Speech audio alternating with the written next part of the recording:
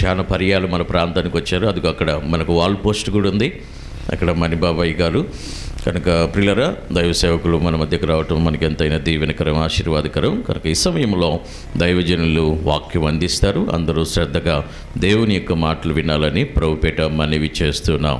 చప్పట్లు కొట్టి పరిశుద్ధాత్మ దేవుని కనపడతాం.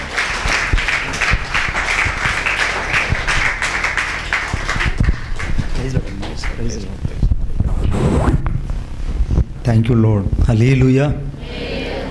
ఈ ఉదయకాల సమయంలో నేను మరలా మా సంఘానికి రావడానికి దేవుడు నాకు ఇచ్చిన గొప్ప భాగ్యాన్ని బట్టి నేను దేవుని స్తుతిస్తున్నాను. ఎందుకంటే ఈ ప్రార్థనా మందిరం మరి దైవజనులు ఓనేసిమన్న, అక్క, పిల్లలు, అలా దొరబాబన్న, సంఘంలో ఉన్నటువంటి మీరందరూ, మీతో కలిసి నేను కుటుంబ సభ్యుడిని. హల్లెలూయా.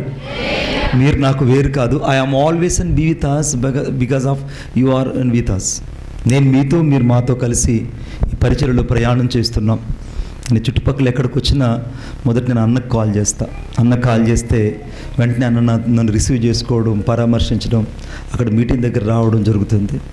అన్న ఇంత ముందుగా చెప్పినట్టు ఈ పరిచర్య మాకు వేరు కాదు, ఇది మా కుటుంబం. హల్లెలూయా.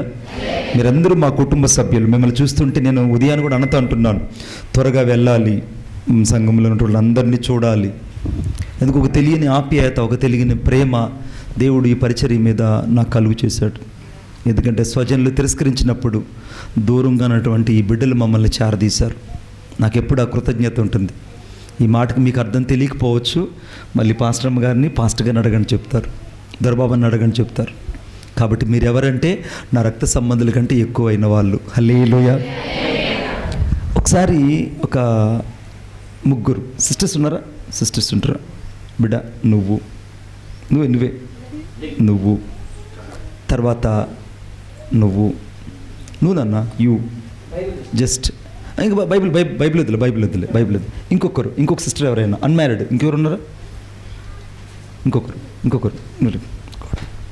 ఇట్లా రచించేస్తా. హల్లెలూయా. ఈమె పేరు దీపవృక్షం. ఈమె పేరు ఏం పేరు చెప్పాలి, అందరూ చెప్పాలి. దీపవృక్షం. ఈమె పేరేమో ఒలీవ చెట్టు. పైకి నాన్న, పైకి అటుపక్కలు. ఒలీవ చెట్టు. ఈమె పేరు ఒలీవ చెట్టు. ఇప్పుడు చదవండి నాతో పాటు. జకర్యా గ్రంథం. అందరూ బైబిల్ తీయాలని నేను కోరుకుంటున్నాను. జకర్యా గ్రంథం 4వ అధ్యాయం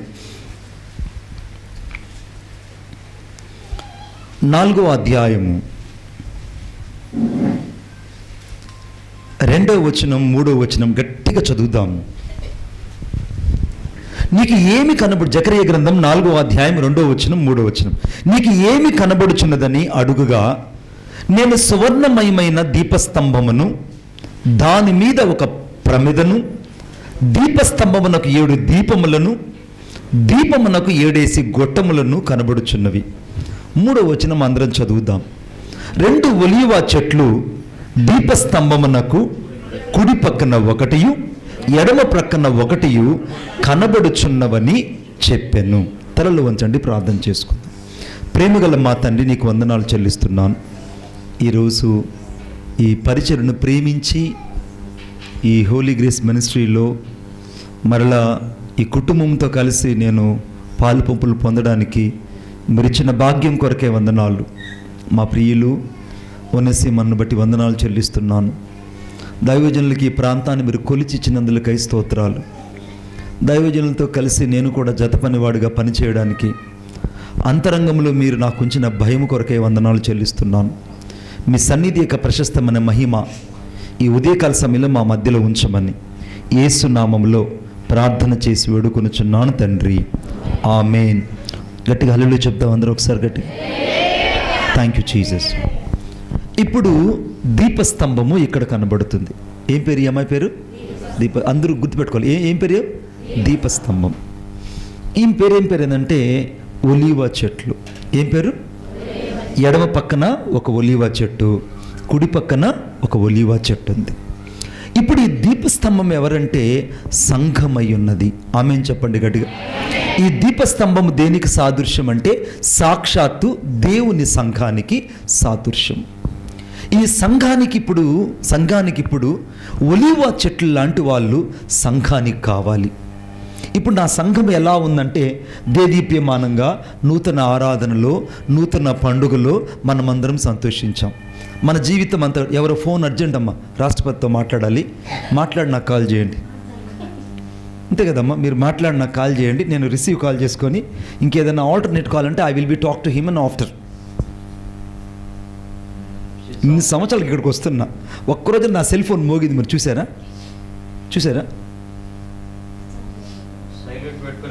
అమ్మా మళ్ళీ మాట్లాడదామమ్మా, చంద్రబాబు నాయుడు గారికి మళ్ళీ చెప్పండి. కాన్ఫరెన్స్ మీటింగ్లో ఉన్నానని చెప్పమ్మా, చర్చిలో ఉన్నానని చెప్పు. గుడ్. అందరూ మీ సెల్ ఫోన్ సైలెంట్ మోడ్లో పెట్టుకోండి, సైలెంట్ మోడ్లో పెట్టండి. లేదా అంత అర్జెంట్ కాల్ అయితే ఒకసారి స్విచ్ ఆఫ్ సైలెంట్ మోడ్లో పెట్టండి. గుడ్. ఎంత డిస్టర్బ్ అయిందో చూసారా? గుడ్. సరే, ఈ యొక్క దీపస్తంభం అంటే సాక్షాత్ దేవుని సంఘము. ఈ సంఘము ఎవరికి సాదృశ్యం అంటే యేసుక్రీస్తు ప్రభువుకి సాదృశ్యము. యేసుక్రీస్తు ప్రభు యొక్క సంఘము దేనికి సాదృశ్యం అంటే దీపస్తంభానికి సాదృశ్యం. ఈ దీపస్తంభంలో కుడివైపున ఒక ఒలీవ చెట్టు ఉంది. ఇలా ఉన్నాను. కుడివైపున ఒక ఒలీవ చెట్టు ఉంది, ఎడమ వైపున ఒక ఒలీవ చెట్టు ఉంది. ఈ రెండు ఒలీవ చెట్ల మధ్యలో దీపవృక్షము ఉన్నది. ఆమేన్. ఇప్పుడు ఈ దీపవృక్షము లేదా దీపస్తంభము, ఈ దీపవృక్షమన్నా ఈ దీపస్తంభమన్న రెండు ఒకటే. ఈ దీపవృక్షం అనగా ఈ సంఘమునకు కుడివైపున ఒక ఒలీవ చెట్టు, ఎడమ వైపున ఒక ఒలీవ చెట్టు ఉన్నది.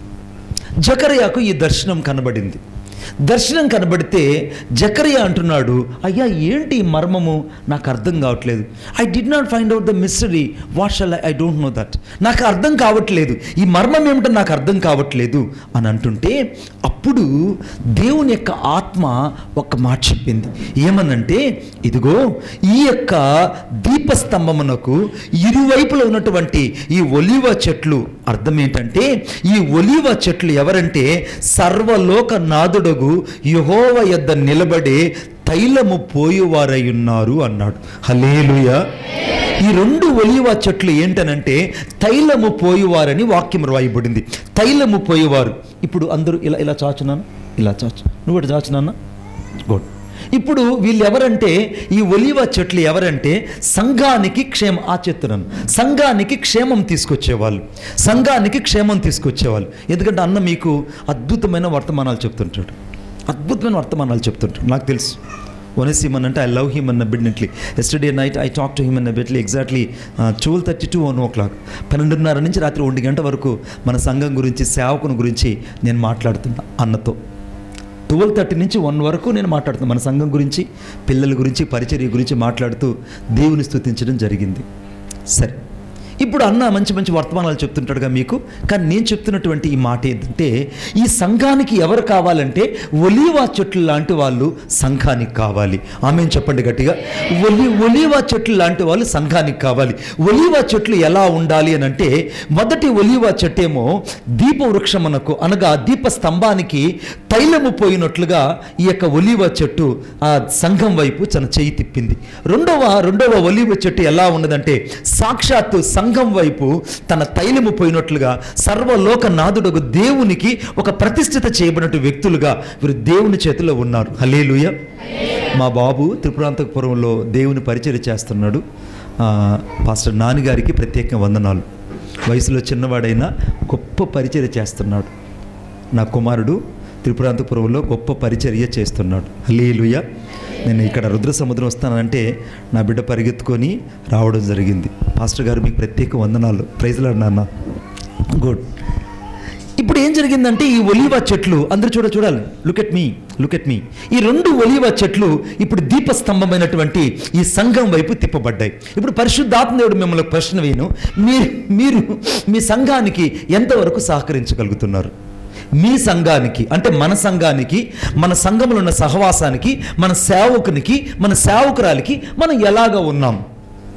మనం ఎలాగ ఉన్నామనేది ఈరోజు మనం వాక్యం ద్వారా చూడాలి. బాగా గమనించండి, ఈ ఒలీవ చెట్లు ఏం చేస్తున్నాయంటే ప్రతిరోజు వారిలో ఉన్న తైలాన్ని ఆ సంఘమైనటువంటి దీపస్తంభం మీద పోయడం ప్రారంభిస్తున్నారు. ఆమేన్ చెప్పండి గట్టిగా. ఇప్పుడు సంఘానికి క్షేమం కలగాలి, ఈ దీప వృక్షంలో ఉన్నటువంటి దీపాలు వెలగాలి అని అంటే వీళ్ళు ఏం చేస్తున్నారంటే తైలము పోస్తున్నారు. ఏం పోస్తున్నారు వీళ్ళు? తైలం అంటే నూనెను తీసుకొచ్చి ఆ దీపస్తంభంలో ఉన్నటువంటి దీపాలు వెలుగునట్లుగా వీళ్ళిద్దరూ సహకరిస్తున్నారు. సంఘములో ఇటు పక్కన పురుషులు ఉన్నారు, సంఘములో ఇటు పక్కన స్త్రీలు ఉన్నారు. ఈ స్త్రీలు పురుషులు కలిగినటువంటి వాళ్ళు ఎవరికి దగ్గరగా ఉండాలంటే మొదట సేవకుడికి దగ్గరగా ఉండాలి. ఆమేన్. చాలా మందికి అర్థం కానటువంటి విషయం ఏంటంటే సేవకుడిని అర్థం చేసుకోరు. They shall not be and find out, they shall not be understanding to the servant of the God. దేవుని యొక్క సేవకుడిని సంఘము అర్థం చేసుకోకపోతే సంఘము పరిమితి చెందదు, సంఘము పరిపక్వత లేక రాదు, సంఘము దేవుని యొక్క పరిమితి కలిగినటువంటి ప్రణాళిక లేక రాదు. ఎందుకనంటే పెళ్లి కుమారుడు అర్థం కాకపోతే కన్యకలు పెళ్లి కుమారుని వెంబడించలేరు. ఆమేన్ చెప్పండి గట్టిగా. అంతేనా? పెళ్లి కుమారుని యొక్క రాకడను గుర్తించలేదు కాబట్టి 5 మంది అక్కడ మిగిలిపోయారు. పెళ్లి కుమారుడు యొక్క రాకడను, పెళ్లి కుమారుడు యొక్క స్వరాన్ని, పెళ్లి కుమారుని యొక్క సునాదానాన్ని ఎవరైతే విన్నారో వారు పెళ్లి కుమారుతో పాటు విందులోకి ప్రవేశించారు. హల్లెలూయా. ఇప్పుడు పెళ్లి కుమారుడికి అర్థమైన వాళ్ళు వెళ్ళారా, అర్థము కాని వాళ్ళు వెళ్ళారా? చెప్పాలి గట్టిగా. అర్థమైన వాళ్ళు వెళ్ళాలి. అలాగనే నీవు నీ సేవకునికి అర్థమయ్యేటట్టుగా నువ్వు దగ్గరగా బ్రతకాలి. ఆమేన్. నీ సంఘానికి దగ్గరగా బ్రతకాలి, నీ సంఘ క్రమానికి దగ్గరగా బ్రతకాలి. నీ సంఘమునకు నీవు ఎలా ఉండాలంటే ఒక తైలము పోయువాని వలె ఉండాలి. తైలము పోయువాని వలె ఉండాలి. తైలము ఎలా పోయాలంటే వాక్యం ఒకసారి చూద్దాం. అనగా దావీదు కీర్తన, ద సామ్ 92 and verse 10. దావీదు కీర్తన 92 10వ వచనం చదువుదాం. దావీదు కీర్తన 92 10వ వచనం. 92 10వ వచనం. గురుపోతు కొమ్ము వలె నీవు నా కొమ్మును పైకెత్తితివి, క్రొత్త తైలముతో నేను అంటబడి తిని. చాలండి. నేను క్రొత్త తైలముతో అంటబడి తిని అంటే గురుపోతు కొమ్ము అంటే మీరు చూడండి, గురుపోతు కొమ్ము అంటే యూనికార్న్, దాన్ని ఏమంటారు? ఖడ్గమృగం అంటారు. గురుపోతు కొమ్ము అంటే ఏమంటారు తెలుగులో? ఖడ్గమృగం. మీ భాషలో ఖడ్గము అంటారు. సో ఇంగ్లీష్లో అయితే యూనికార్న్ అంటారు. ఇప్పుడు బైక్ కాదు ఉంటాయి, యూనికార్న్ అంటే ఖడ్గమృగం. సో ఈ యొక్క ఖడ్గమృగం అంట గురుపోతు కొమ్ము వలె దేవుడు తన యొక్క ప్రజల యొక్క కొమ్ముని హెచ్చిస్తాడట ఈ సంవత్సరం. ఆమేన్ చెప్పండి గట్టిగా. ఇక్కడ ఉన్న వారందరినీ దేవుడు ఈ సంవత్సరం ఒక హెచ్చింపులోనికి, ఒక ఎడతెగనటువంటి ఆయన హస్తము చేత మిమ్మల్ని బలపరచడానికి, ఆయన ఎడతెగని హస్తము మీకు తోడై ఉండడానికి, ఎడతెగని దేవుని హస్తము మిమ్మల్ని నడిపించడానికి ఈ సంవత్సరము దేవుడు తన చాచిన బాహువు మన పక్షముగా ఉండబోతున్నది. ఆమేన్ చెప్పండి గట్టిగా. దేవుని యొక్క చాచిన బాహువు మన పక్షంగా ఉండబోతుంది. ఇప్పుడు ఆశ్చర్యం ఏంటంటే అక్కడ వాక్యంలో ఏంటంటే గురుపోతు కొమ్ము వలె నువ్వు నా కొమ్మును పైకెత్తితివి, క్రొత్త తైలముతో నేను అంటబడి తిని అని రాయబడింది. ఇంగ్లీష్లో ఏమబడిందంటే I shall be anointed with the fresh oil. నేను ఒక నూతన తైలముతో అంటబడ్డాను. ఈ సంవత్సరం నువ్వేం చేయాలంటే నీ తల మీదకు ఒక నూతన తైలం రావాలి. ఆమేన్. ఆ నూతన తైలం ఎప్పుడైతే నీ తల మీదకి వస్తుందో నువ్వు పరిచర్యలో అభిషేకించబడతావు, సేవ కొరకు అభిషేకించబడతావు, మందిర పరిచర్య కొరకు అభిషేకించబడతావు, సువార్త కొరకు అభిషేకించబడతావు. నశించిపోతున్న ప్రజలను సువార్త చెప్పి క్రీస్తులోనికి తీసుకురావడానికి నువ్వు ఒక సాధనముగా మారుతావు. హల్లెలూయా. నేను ఒక రోజున ఒక ప్రాంతానికి సువార్త చెప్పడానికి వెళ్ళాను. అది ఏ ఊరంటే థ్యాంక్ యూ జీసస్, పుత్తూరు దగ్గర టీఆర్ కండ్రిగా లైవ్లో చూస్తున్నా. టీఆర్ కండ్రిగా అంటే తిమ్మరాజు కండ్రికి నేను వాక్యం చెప్పడానికి వెళ్ళాను. వాక్యం చెప్పడానికి వెళ్తే ఆ రోజుల్లో ఇలాగ లేదు నా పరిస్థితి. సైకిల్లో తొక్కుంటూ నేను టీఆర్ కండ్రికి వెళ్ళాను. టీఆర్ కండ్రికి వెళ్తే అక్కడికి వెళ్ళగానే ఆ ఊరు చాలా చాలా చాలా చాలా దూరంగా ఉంది. సిటీకి చాలా దూరం, అడవుల మధ్యలో ఉంది. ఆ ఊరికి సువార్త చెప్పడానికి వెళ్ళాను. సువార్త అంతా ఆ ఊర్లో చెప్పిన తర్వాత సాయంత్రం అయిపోయింది. సాయంత్రం అయిపోతే ఒక అరుగు దగ్గర కూర్చొని ఉంటే వాళ్ళు అన్నారు, బాబు ఇక్కడ లాస్ట్ బస్సు వెళ్ళిపోయింది, 5 గంటలకే లాస్ట్ బస్సు వెళ్ళిపోతుంది, ఇంకా రేపు ఉదయం దాకా బస్సు రాదు, కాబట్టి ఇక్కడ ఎవరు అన్నం పెట్టరు, కాబట్టి నువ్వు దయచేసి ఆ ఊర్లో ఎక్కడన్నా వెళ్తే అక్కడ నీకు అన్నం పెడతారు, అక్కడికి వెళ్ళన్నారు. నేను అన్నాను, నాకు అన్నం అవసరం లేదమ్మా, నేను యేసుప్రభు గురించి చెప్పడానికి వచ్చానని నా చేతిలో ఉన్న సంచను ఆ అరుగు మీద పెట్టి ఆ యాప్ చెట్టు దగ్గర అలా కూర్చున్నాను. కొద్దిసేపటికి 7:30 తర్వాత, సాయంత్రం 7:30 తర్వాత ఒక ముసలామె ఒక తంబూరు చేత పట్టుకొని బ్రహ్మంగారు పాటలు పాడుకుంటూ ఆ గుడిసింట్లోకి వెళ్తూ ఉంది. వెళ్తున్నప్పుడు నన్ను చూసింది. బాబు నువ్వు అని అంటే, అమ్మ నేను యేసు ప్రభు గురించి చెప్పడానికి వచ్చాను, నాకు లాస్ట్ బస్ వెళ్ళిపోయింది, కాబట్టి ఈ రాత్రి నీ అరుగు మీదనే ఉంటాను నేను, కాబట్టి ఉదయాన్నే వెళ్తానంటే, సరే బాబు అని చెప్పి ఆమె లోపలికి వెళ్ళిపోయింది. లోపలికి వెళ్ళిన తర్వాత చాలాసేపు ఆమె వెళ్ళి వాళ్ళ పూజలో కూర్చొని పాటలు పాడడం ప్రారంభించిందండి. ఎంతసేపు పాటలు పాడిందంటే అంతసేపు ఆమె బ్రహ్మంగారి పాటలు పాడింది. ఆ పాటలను నేను వింటూనే ఉన్నాను. చాలాసేపు పాటలు పాడిన తర్వాత ఆమె పాడుతుంటే నాకు ఆశ్చర్యం వేసి వెంటనే నేను నేరుగా ఆ గుడిసెలోకి వెళ్ళి చూడగా ఆ గుడిసెలో ఒక పూజ గదిలో ఆమె కూర్చునింది.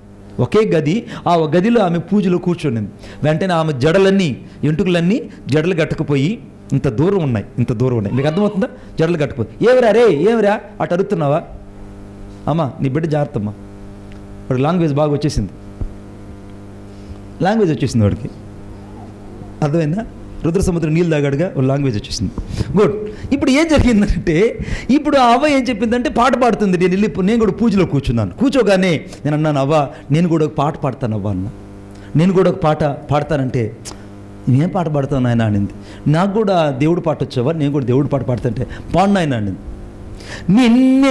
నిన్నే కొలుతూనయ్యా, నీవే నా రాజువయ్యా, నిన్నే కొలుతూనయ్యా, నీవే నా రాజువయ్యా, యేసయ్యా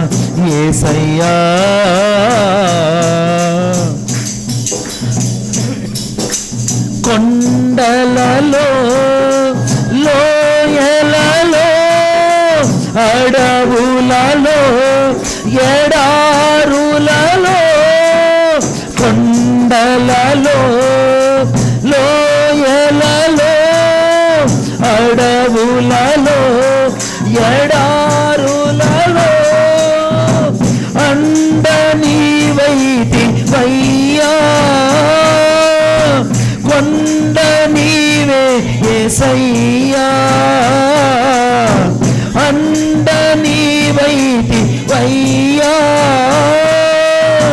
కొండ నీవే యేసయ్యా, యేసయ్యా యేసయ్యా యేసయ్యా యేసయ్యా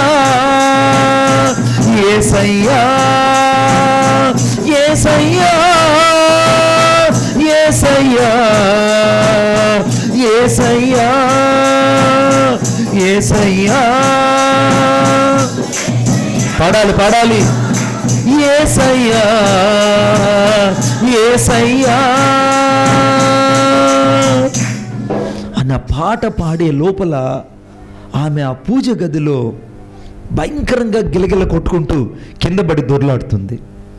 ఆమె ఎప్పుడైతే వికృతంగా అరుస్తూ దొర్లాడుతుందో ఆ చుట్టుపక్కల వాళ్ళు పరిగెత్తుకొని వచ్చేసారు. ఏమో జరిగింది అవ్వకి ఏదో జరిగింది, అందరూ పరిగెత్తుకొని వచ్చేస్తే ఆమె ఆ ఇంట్లో దొర్లాడడం ప్రారంభించబడుతుంది. నేను వెంటనే మోకరించి ప్రార్థన చేస్తుంటే ఒక్కొక్క దేవత పేరు చెప్పి ఆమెలో ఉన్న దురాత్మలన్నీ బయటకు వెళ్ళిపోవడం ప్రారంభించాయి. హల్లెలూయా. ఆమెలో ఉన్న చీకటి శక్తులన్నీ ఆమెలోంచి వెళ్ళిపోవడం ప్రారంభించాయి. ఆమెలో ఉన్నటువంటి భయంకరమైన కట్లన్నీ కూడా వెళ్ళిపోవడం ప్రారంభించాయి. కొద్దిసేపటికి ఆమె తేరుకొని లేచి కూర్చోగా నాతో చెప్పింది, అయ్యా నువ్వు ప్రార్థిస్తూ ఉన్నప్పుడు నా తల మీద నుంచి పెద్ద పెద్ద గుదిబండలు కింద పర్లిపోయినట్టుగా ఉంది.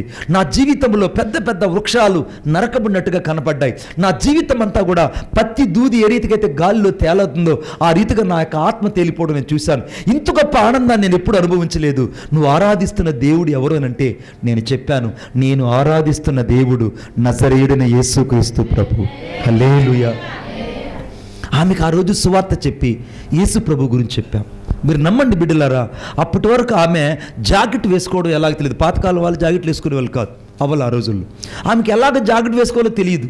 అంతటి నిషాని ఆమె యేసుక్రీస్తు ప్రభువుని నమ్ముకున్న తర్వాత యేసు ప్రభువు దగ్గర అనగా తన హృదయాన్ని ప్రతిష్ఠ చేసుకొని ఈ విగ్రహారాధన అంతా విడిచిపెట్టేసింది. ఈ విగ్రహారాధన పూజలంతా విడిచిపెట్టిన తర్వాత ఆమె యేసయ్యను నమ్ముకొని చక్కగా బైబిల్ ఎత్తుకొని చర్చికి పోవడం ప్రారంభించింది. స్తోత్రం చెప్పండి గట్టిగా.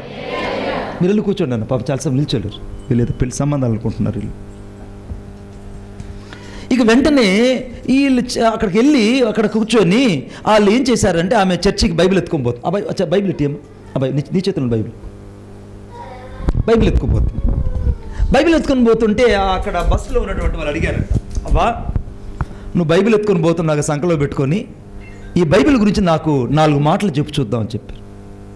ఈ బైబిల్ గురించి నాకు 4 మాటలు చెప్పు చూద్దాం, నువ్వు బైబిల్ ఎత్తుకొని పోతున్నావుగా, ఇంత చక్కగా నువ్వు తీసుకొని వెళ్తున్నావుగా చర్చికి అని అంటే ఆమెన్నది, అయ్యా నేను చదువు లేని దాన్ని, నాకు పెద్దగా తెలియదు, కానీ నాకు తెలిసిన 3 మాటలు చెప్తా. మొదటి మాట ఏంటంటే, మనిషిని యొక్క హృదయము ఇంత నల్లగా ఉంటుంది, అది అందులో కాముకత్వము, దేవదూషణ, అహంభావం, అవివేకము, మత్సరము ఇవన్నీ మనుషుని హృదయంలో ఉంటాయి. ఇది మనుషుని హృదయానికి సంబంధించినటువంటి జీవితం. ఇంతటి మనుషుని యొక్క హృదయం చేదైనది, చీకటితో నిండినది. ఈ చీకటి కలిగిన ఈ హృదయము ఎప్పుడైతే ఇక్కడ ఎర్రని రక్తం కనపడుతుంది, ఈ ఎర్రని రక్తమైనటువంటి యేసుక్రీస్తు ప్రభు దగ్గరకు వస్తే ఆ మనుషుని యొక్క పాత జీవితం అంతా, ఆ మనుషుని యొక్క రోత జీవితం అంతా కడిగి శుద్ధీకరించబడుతుంది. అతని హృదయము ఇంత తెల్లగా మారుతుందయ్యా అని చెప్పిందంట. కొట్టండి చప్పట్లు గట్టిగా. ఇంత తెల్లగా మారుతుందయ్యా జీవితం, యేసుప్రభుని నమ్ముకుంటే ఇంత అద్భుతంగా జీవితం మారుతుందని ఆమె సువార్త చెప్పగా ఆ బస్సులో ఉన్న వాళ్ళందరూ ఆశ్చర్యపడిపోయారండి. మీకు అద్భుతం మాట చెప్పిన, ఆ అవ్వ చేసిన ప్రార్థన ఆ ఊరి పొలిమేరలో ఇప్పుడు ఒక మందిరం ఉన్నది. స్తోత్రం చెప్పండి. 2 ఆ ఊరి చివరిలో ఒక మందిరం ఉంది. స్తోత్రం చెప్పండి గట్టిగా. ఇప్పుడు దేవుడు మిమ్మల్ని ప్రశ్న వేయనియండి, నీ ద్వారా ఎంతమంది యేసు ప్రభుని నమ్ముకున్నారు? నీ ద్వారా ఎంతమంది యేసు ప్రభుని నమ్ముకున్నారు? నీవు నిజంగా 2 బిడ్డలు 3 బిడ్డలను కనుండొచ్చు, ఒకవేళ కనకపోయి ఉండొచ్చు. అర్థమైందా? నీవు నిజంగా దేవుని కొరకై ఎంతమందిని ప్రసవ వేదన కని నువ్వు దేవుని కొరకు సంపాదించగలిగావు? ఆలోచించాలి. ఎవరైతే యేసుక్రీస్తు ప్రభు యొక్క సంఘమునకు ఒక ఒలీవ చెట్లులాగా ఉంటారో వారు తైలము పోయడం అనంటే వారు క్రొత్త తైలంతో ఎప్పుడు అంటబడతారంటే వారు క్రొత్త వ్యక్తుల్ని చర్చిలోకి తీసుకొచ్చినప్పుడు. గట్టిగా చప్పట్లు కొట్టండి గట్టిగా. క్రొత్త వ్యక్తుల్ని చర్చిలోకి తీసుకురావాలి. ఎందుకనంటే రక్షణ లేని వాళ్ళు చాలామంది ఉన్నారు, యేసును ఎరగని వాళ్ళు చాలామంది ఉన్నారు, రక్షించబడి ఇంకా కూడా మారు మనసు పొందిన వాళ్ళు చాలామంది ఉన్నారు, యేసును ఎరిగి కూడా కొంతమంది వెనకడుగు వేసిన వాళ్ళు కొంతమంది ఉన్నారు, ఇంకా క్రీస్తుకు హృదయాన్ని ఇవ్వని వాళ్ళు ఉన్నారు, ఇంకా మన మందిరంలో దేవుని నమ్ముకొని కూడా స్వాభావికమైన పాత ఉద్దేశాన్ని లేదా పాత స్వభావాన్ని విడిచిపెట్టని వాళ్ళు ఇంకా చాలామంది మనలో ఉన్నారు. వాళ్ళందరి దగ్గరికి ఎవరు వెళ్ళాలంటే నువ్వు మాత్రమే వెళ్ళాలి. ఆమేన్. నువ్వు వెళ్ళి ఏం చెప్పాలంటే, అమ్మా మన సంఘము ప్రశస్తమైన సంఘం అని చెప్పాలి. ఆమేన్. మన సంఘములో దేవుని అగ్ని ఉందని చెప్పాలి. మన సంఘములో దేవుని మహిమ ఉన్నది. మన సంఘములో మన సేవకుడు ప్రార్థన చేస్తే దయ్యాలు వెళ్ళిపోతాయి. మన సేవకుడు ప్రార్థన చేస్తే రోగాలు దేవుడు స్వస్థపరుస్తున్నాడు. మన సేవకుడు ప్రార్థన చేస్తే మన కన్నీళ్లు తుడవబడుతున్నాయి. దయచేసి మందిరానికి రమ్మని ఎవరు చెప్పాలంటే సేవకుడు సేవకురాలు కాదు, నువ్వు వెళ్ళి మొదట చెప్పాలి. ఇప్పుడు ఆ దీపవృక్షానికి ఆ ఒలీవ చెట్లు కుడివైపున ఎడం వైపున ఉన్నట్టే నీవు కూడా సంఘానికి కుడివైపున ఎడం వైపున ఒక ఒలీవ చెట్లులాగా ఉన్నావో లేదో ఆలోచించు. ఇన్ని సంవత్సరాలు నువ్వు ఎలా బ్రతికేసావో ఆ దేవునికి అక్కర్లేదు. హల్లెలూయా. కానీ 2026 సంవత్సరంలో నువ్వు దేవునికి ఒక ఒలీవ చెట్లులాగా బతుకుదువుగాక. ఆమేన్ చెప్పండి గట్టిగా. ఎందుకు ఒలీవ చెట్లులాగా బతకాలో ఒకసారి చూడండి నాతో పాటు చూడండి. దావీదు కీర్తన.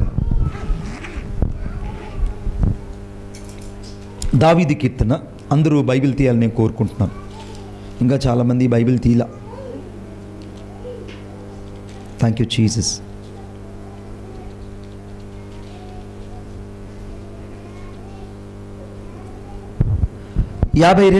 దావీదు కీర్తన 52:8 వచనం. నేనైతే దేవుని మందిరములో పచ్చని ఒలీవ చెట్టునై ఉన్నాను, నిత్యము దేవుని కృపయందు నమ్మిక ఉంచి ఉన్నాను. గట్టిగా స్తోత్రం చెప్పండి. నేనైతే దేవుని మందిరంలో పచ్చని ఒలీవ చెట్టునై ఉన్నాను. ఎవరన్నాడు? ఒక మహారాజు చెప్తున్నాడు. ఆ మహారాజు దగ్గర సైన్యం ఉన్నారు, సైన్యాధిపతులు ఉన్నారు, వారి కింద ప్రధానమంత్రులు ఉన్నారు, వారి కింద అధికారులు ఉన్నారు.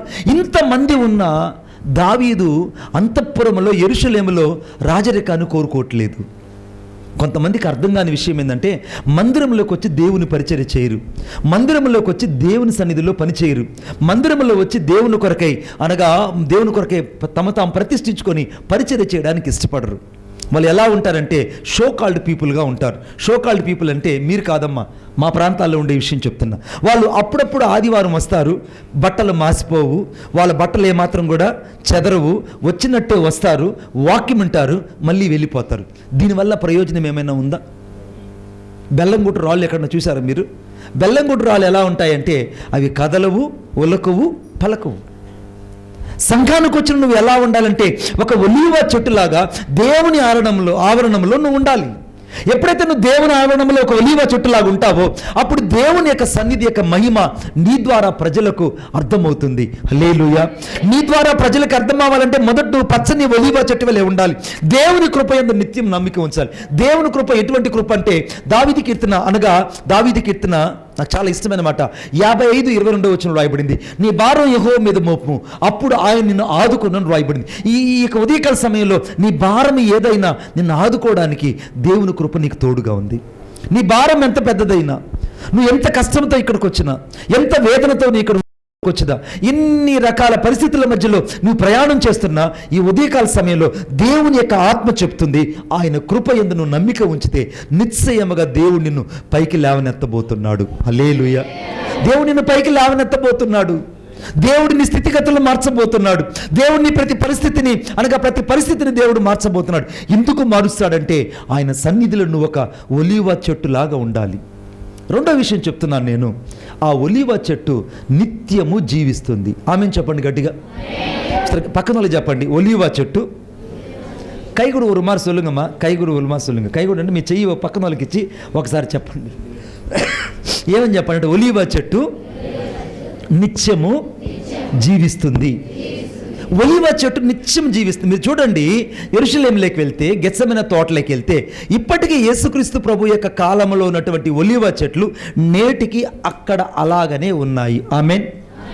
ఈ రోజు దగ్గర చిగురుస్తానే ఉంది, ఈ రోజు దగ్గర కాపు కాస్తేనే ఉంది. అది కాపు మానదు, చిగురించడం ఆగదు. ఎందుకు ఆగదంటే ఒలీవ చెట్టుకి చావే లేదు. ఆమేన్ చెప్పండి గట్టిగా. ఒలీవ చెట్టుకు చావు లేదు. అందుకే నా యందు విశ్వాసం ఉంచినవాడు, బ్రతికి నా యందు విశ్వాసం ఉంచినవాడు ఎన్నటికీ చనిపోడు. నువ్వు యేసుక్రీస్తు నందు విశ్వాసం ఉంచితే ఎన్నటికీ చనిపోడు. బ్రతికి నా యందు విశ్వాసం ఉంచినవాడు ఎన్నటికీ చనిపోడు.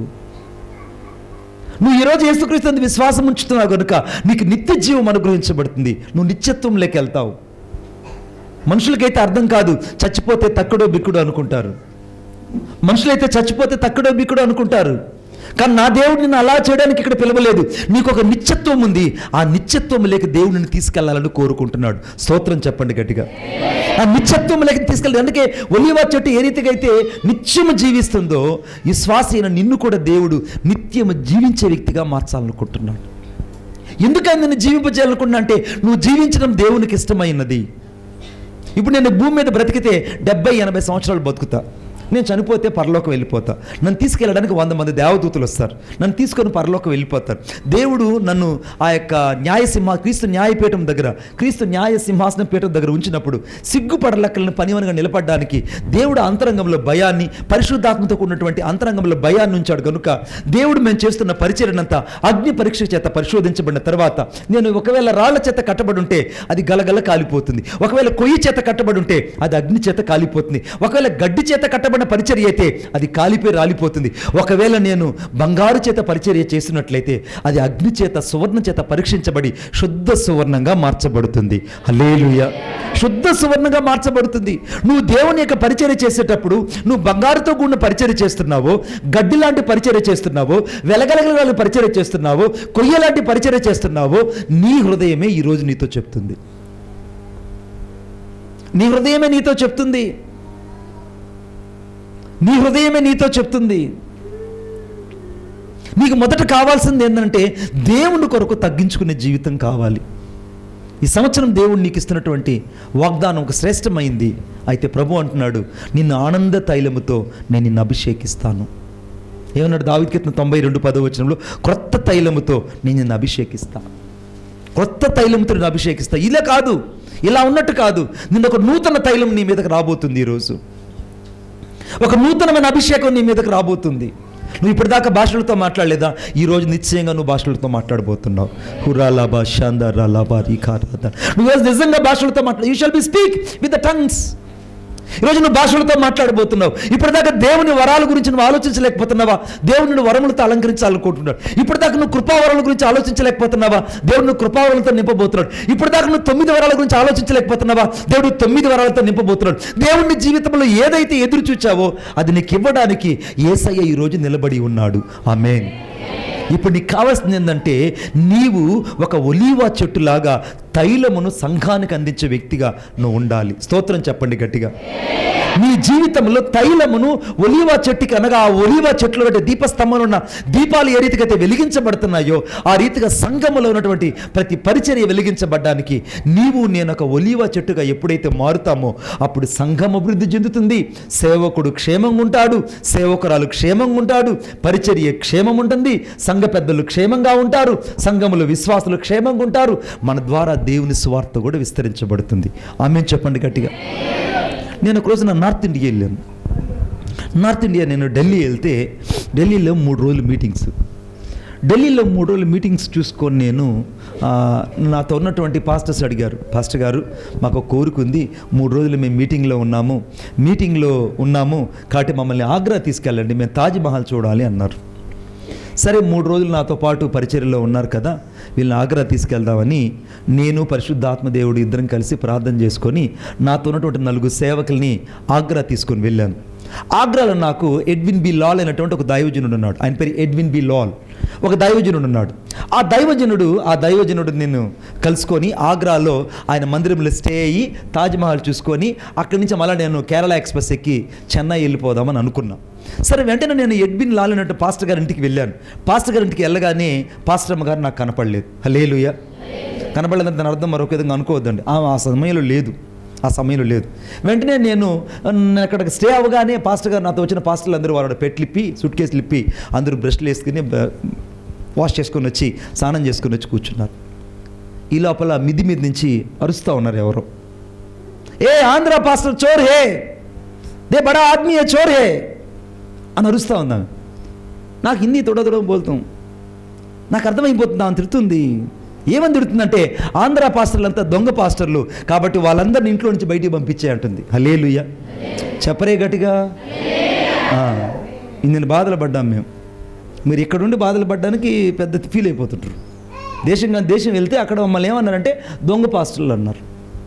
ఆకేదో జరిగింది పాపం. ఆ మహాతల్లి దృష్టిలో పెట్టుకొని అందరినీ దొంగలనింది. వెంటనే ఆమె అంటుంటే పాస్టర్ గారు నేరుగా మెట్లు కిందకు దిగి వచ్చి, మణిబాబు గారు ఏమనుకోకండి, మా మిస్సెస్ భయంకరంగా తిడుతుంది కాబట్టి మీరందరూ ఖాళీ చేసి ఎక్కడన్నా హోటల్గా తీసుకోండి అన్నారు. వెంటనే నేను అలాగే పాస్టర్, అలాగే ఖచ్చితంగా వెళ్ళిపోతానని నా సూట్ కేసు మొత్తం సర్దుకున్నాను.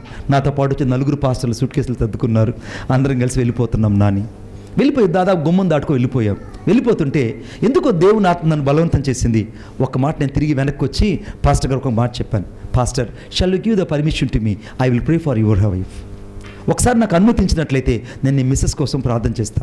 Shall you give the permission, నువ్వు నాకు అనుమతిస్తావా అని అంటే అలాగేనండి. కానీ ఆమె బాగా కోపంగా ఉన్న వ్యక్తి, చాలా కోపవస్త్రాలు, జాగ్రత్త, ఆమె నిన్నేమనంటే ఏమనుకోవద్దన్నారు. ఓకే పాస్టర్ నో ప్రాబ్లం అని చెప్పి నేరుగా నేను డాబా మీదకి వెళ్ళాను. డాబా మీదకి వెళ్ళగానే ఒక దుర్గంధమైన మరణపు వాసన ఆ పాస్టమ్మ గారి మంచం చుట్టూ ఉంది. ఆమె పడవలో చాలా రోజులుంది, మంచం మీద పడిపోయింది. ఆమెకు అనారోగ్యం చేత, తీవ్రమైనటువంటి అనారోగ్యం చేత దాదాపు కొన్ని నెలలుగా ఆమె మంచంలో ఉంది. మలమూత్రాలన్నీ మంచంలోనే. ఆమె దగ్గరకు పోగానే నాకు మరణపు వాసన నా ముక్కులకి బాగా దగ్గరగా తాకింది. అయినా కానీ నేను మౌనంగా వెళ్ళి, సిస్టర్ నేను మీకోసం ప్రార్థన చేస్తా అని అన్నా. చేస్తా అంటే ఆమె అనింది, నో నువ్వు నా కోసం ప్రార్థన చేయొద్దు, నా కోసం నువ్వు ప్రార్థన చేయొద్దు, వెళ్ళిపో అన్నది. నేను అన్నాను, ఒక్క నిమిషం ప్రార్థన చేసి వెళ్తా అమ్మా అన్నా. సరే చెయ్యి అన్నది. నేను వెంటనే నిలబడి ప్రార్థన చేశాను. ప్రార్థన చేసి ఆమె నేను చెప్పి తిరిగి నేను మళ్ళా మెట్లు దిగేసి నా సూట్ కేసు ఎత్తుకొని ఆ 4 పాస్టర్లు తీసుకొని వెళ్ళిపోతాను. ఇక్కడి నుంచి ట్రాన్స్ఫార్మర్ దూరం వెళ్ళిపోగానే ఆ పాస్టర్ గారు పరిగెత్తుకుని ఎడ్విన్ బి లాల్ పరిగెత్తుకొని పాస్టర్ గారు అరుచుకుంటూ వచ్చాడు. నాకు భయం వేసిందన్న, వీళ్ళు ఏమైనా వచ్చిన 4 ఏమైనా వస్తువులు తెచ్చేశారేమో. సామాన్య అసలే అవి ఏమనింది, ఆంధ్ర పాస్టర్లు దొంగలు అనింది. దానికి తగ్గట్టు ఈ మహానుభావులు ఏమన్నా 4 నాతో పాటు నా అసిస్టెంట్ పాస్టర్లు ఏమైనా చిన్న చిన్న వస్తువులు ఏమైనా సూట్ కేసులో పెట్టి, కొంత అలవాట్లు ఉంటాయి కొంతమందికి, మీరేమనుకోకండి. ఎక్కడికైనా పోతే చిన్న చిన్న వస్తువులు బాగున్నాయని తీసి పెట్టుకునేస్తారు. ఒకసారి నేను మందిరానికి వస్తే ఏం చేశారంటే, నాతో పాటు ఇస్సాక్ ఏం చేశాడంటే, మన ఇంట్లో ఉన్నటువంటి టవల్, అంటే నా రూమ్లో ఉన్నటువంటి టవల్ని నా బ్యాగ్లో పెట్టేశాడు. నాకు తెలియదు. నైట్ పూట ఎర్లీ మార్నింగ్ నేను బస్ ఎక్కాను, వెళ్ళిపోయాను. ఇంటికి వెళ్ళిన తర్వాత నేను పాస్టర్ గారు బట్టలన్నీ తీసి బ్యాగ్ తీస్తుంటే అందులో ఒక టవల్ కనపడింది నాకు. వెంటనే ఏంటి ఈ టవల్ ఎక్కడిది ఇది అని ఆలోచన చేస్తే, అమ్మో ఇది ఒన్నేసి మంది. వెంటనే నేను కాల్ చేశాను.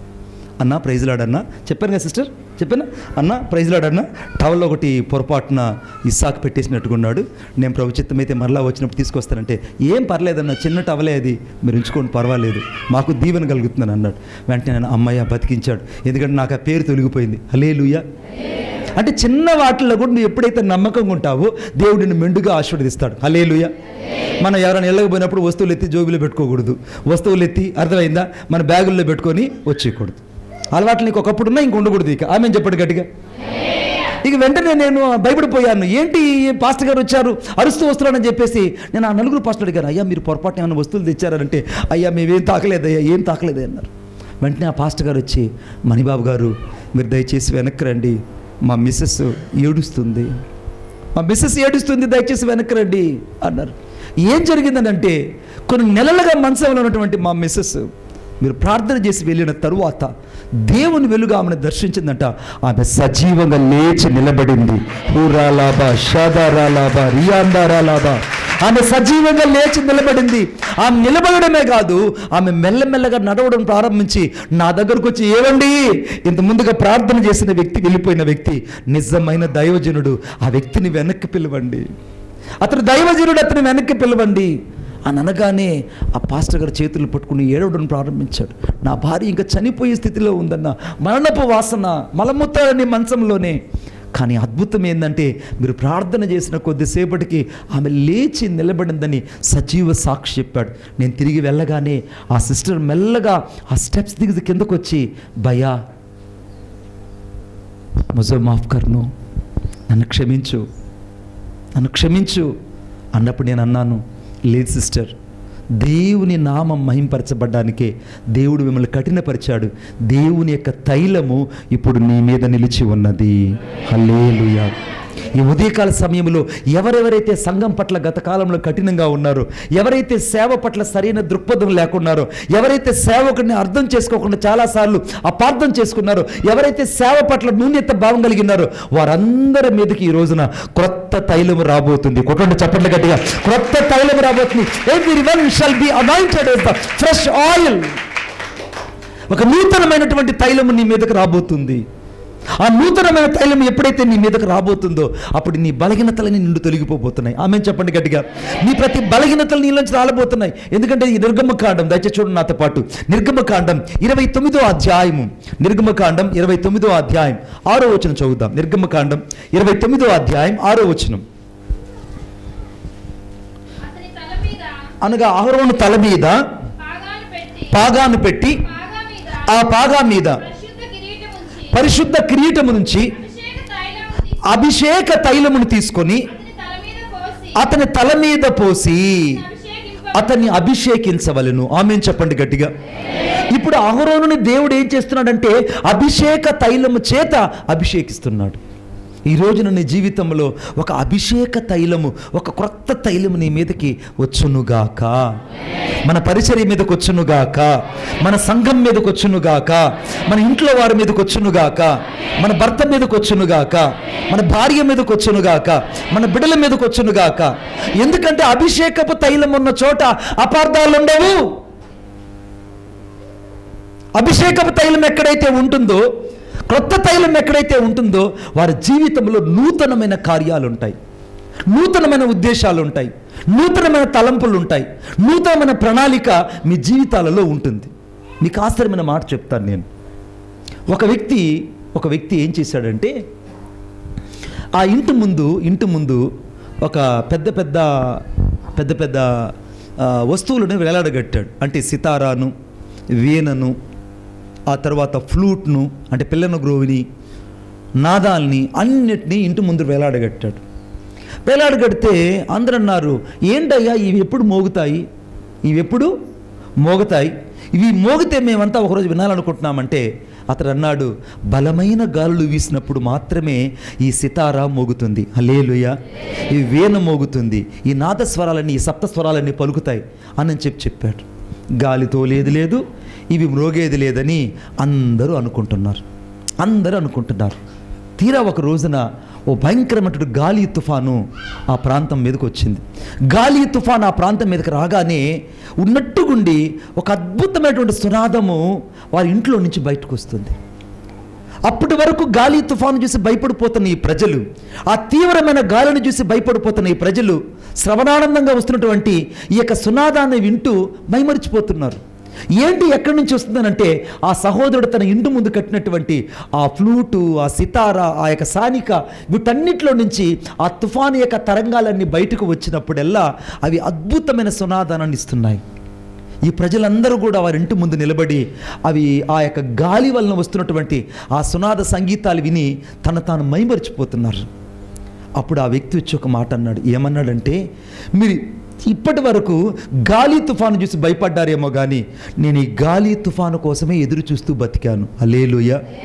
ఈ గాలి తుఫాను ఎప్పుడైతే వచ్చిందో ఇవన్నీ మ్రోగడం ప్రారంభించాయి. ఒక అద్భుతమైన సంగీతము నా ఇంట్లో నుంచి రావడం ప్రారంభించింది. చాలామంది జీవితాల్లో కష్టం వచ్చినా, నష్టం వచ్చినా, కన్నీరు వచ్చినా భయపడిపోతుంటారు. కానీ నా యేసయ్యలో ఉన్నవారు మాత్రం కష్టం వచ్చినా, నష్టం వచ్చినా, కన్నీరు వచ్చినా, అనారోగ్యం వచ్చినా నా దేవుడు వాటిలో నుంచి ఒక నూతన సునాద గీతాలు నీలో నుంచి పుట్టించబోతున్నాడు. కొట్టు చప్పట్లు గట్టిగా. నీ జీవితం నుంచి పుట్టించబోతున్నాడు. నీ వ్యక్తిగత జీవితం నుంచి పుట్టబోతున్నాయి. ఈ సమయంలో నీ జీవితంలో ఒకవేళ విపత్కరమైన పరిస్థితులు, కళ్ళోళ్ళ లాంటి పరిస్థితులు, ఎదురవ్వలేని పరిస్థితులన్నీ నీ జీవితంలో వచ్చాయని నువ్వు భయపడిపోకు, నువ్వు ఆలోచించకు. నా దేవునికి అసాధ్యమైంది ఏదీ లేదు. ఆమేన్ చెప్పండి గట్టిగా. నా దేవునికి అసాధ్యమైంది ఏదీ లేదు. ఆయన నిన్ను ఈరోజు అభిషేకపు తైలముతో, క్రొత్త తైలముతో నిన్ను అంటబోతున్నాడు. ఆమేన్ చెప్పండి గట్టిగా. ఇంకొకసారి గట్టిగా చెప్పండి. రెండవదిగా చూడండి నాతో పాటు, దయచేసి వాక్యంలోకి వెళ్ళి చూద్దాం. నాతో పాటు చూడండి. Thank you Jesus. మొదటి సమూయేలు గ్రంథం 10వ అధ్యాయము 1వ వచనం. మొదటి సమూయేలు గ్రంథం 10వ అధ్యాయము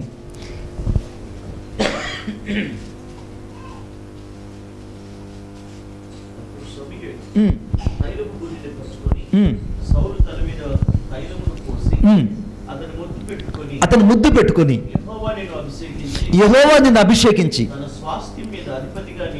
తన స్వాస్థ్యము మీద నిన్ను అధిపతిగా నియమించును. ఆమేన్ చెప్పండి గట్టిగా. ఇంకోసారి ఆమేన్ చెప్పండి.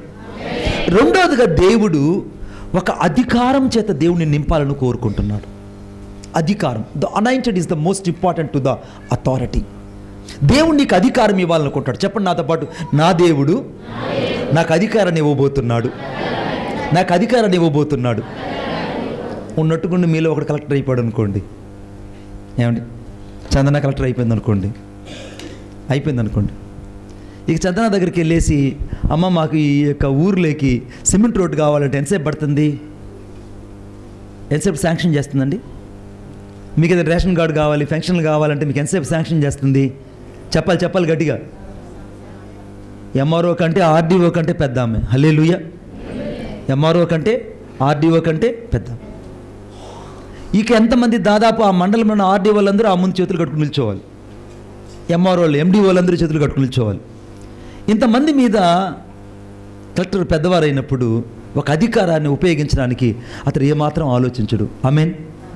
నా దేవుడు కూడా నీ జీవితంలో ఒక అధికారాన్ని నీకు ఇవ్వాలనుకుంటున్నాడు. మళ్ళీ చెప్తున్నాను, ఇది చాలా చాలా ఇంపార్టెంట్. ఒక అధికారాన్ని నీకు ఇవ్వాలనుకుంటున్నాడు. ఆ అధికారం ఎటువంటి అధికారం అంటే అది మానవ సంబంధమైన అధికారం కాదు. మానవ సంబంధ అధికారంతో దేవుడిని నింపాలనుకోవట్లేదు. దేవుడు నిన్ను తన రాజ్యము కొరకు ఒక అధికారాన్ని ఇవ్వబోతున్నాడు. హల్లెలూయా. నేను ఒక మీటింగ్కి వెళ్ళా. నేను రక్షించబడిన కొత్తల్లో ఒక మీటింగ్కి వెళ్ళా. ఆ మీటింగ్కి వెళ్తే ఆ మీటింగ్లో పాపా శంకరమ్మ, ఆమె పేరు ఏం పేరు చెప్పండి? పాపా శంకరమ్మ. ఇంగ్లీష్లో బేబీ శంకరమ్మ. ఏమండి ఇంగ్లీష్లో ఏంటి? బేబీ శంకరమ్మ. ఆమె పేరు పాపా శంకరమ్మ.